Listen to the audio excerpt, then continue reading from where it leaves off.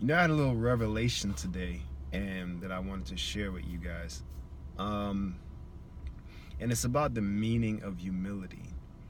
When I was a kid, I picked up the Bible and I read a lot of it, and it actually changed me.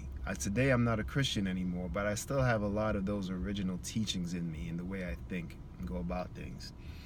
Now, one of the things that really impressed me, one of the stories was about, it was Exodus, Moses taking the Jews out of Egypt, and his relationship with God. One of the things the Bible says is that God spoke to Moses as a man speaks face to face with his friends.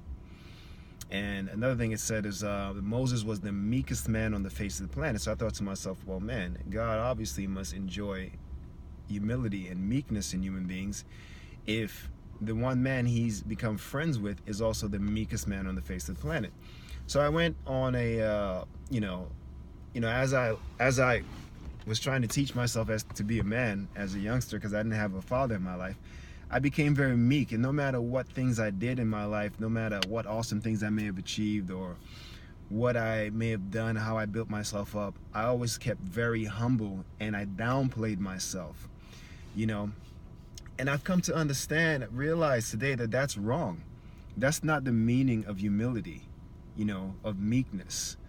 Real humility is not about diminishing yourself in the eyes of other people, especially not to please them. Real humility is about understanding your worth. That's what real humility is. You understand what I'm saying? It's when you understand your strengths and your weaknesses, the ways in which you are enlightened and strong, and the ways in which you are utterly ignorant. And there will always be more ways in which you are ignorant than you are enlightened. We will all, like Seneca says, all men suffer from ignorance of the truth. Most of us, not all of us, are vastly ignorant. We only know a few things. Collectively, as human beings, we only know a very small slither of actual fact. Most of what we know is conjecture and nonsense. And as a species, we are vastly ignorant. And I think that is reflected in the state of the world today. But being humble means understanding what you know and what you don't know. It's seeing your worth. Like if you take the Bible as an example, take Jesus. Jesus was a very humble man. Here you have someone who's an incredibly powerful being, but he would get down on his knees at the end of the day and he would wash the feet of his disciples. You have the Son of God getting on his feet and washing his disciples' feet, getting on his knees and washing their feet. That's humility. You see, but Christ wouldn't downplay himself. When you talk to Christ about who he was, he'd be like, oh yeah, I'm the way, the truth, and the light. What's up? He's not bragging. That's just what he is. That's what he was, to himself and to those who follow him.